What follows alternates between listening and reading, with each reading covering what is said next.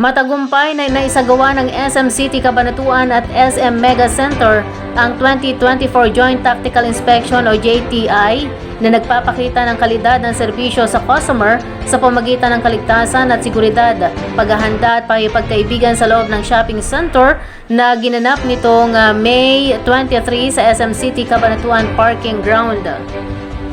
Layunin ng Joint Tactical Inspection na subukan ang administrative efficiency, training management, proficiency at emergency response skills ng mga security forces na nakatalaga sa SM Supermalls, SM Retail Group at mga affiliate nito para matiyak ang kaligtasan ng mga customer, empleyado at tenant.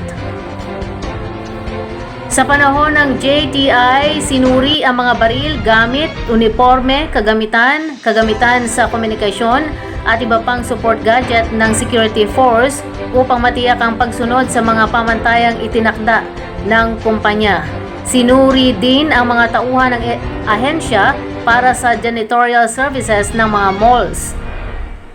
Ang SM Emergency Response Team o SMERT, isang espesyal na unit sa ilalim ng resiliency program ng mall, ay nagpakita rin ng kanilang kahandaan para sa mga sakuna at panganib na maaaring makaapekto sa kaligtasan at pagpapanatili ng negosyo ng mga customer sa pamagitan ng paggaya sa sitwasyon na kinabibilangan ng rescue at first aid treatment. Dumalo ang ilang personalidad mula sa PNP Nueva Ecija at matataas na opisyal ng SM Mall, Bureau of Fire Protection, Cabanatuan City Disaster Risk Reduction and Management Office upang saksihan at inspeksyonin ang performance ng security force kung naitanim ba sa kaisipan ng mga ito ang kahalagahan ng disiplina, pagka-alerto at pagbabantay sa pagtiyak ng kaligtasan ng customer at paghawak ng mga krisis at mga sitwasyong pang-emergency.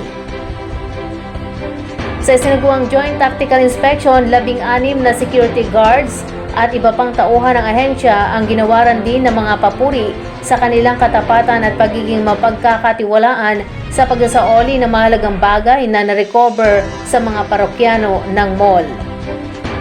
Ang Joint Tactical Inspection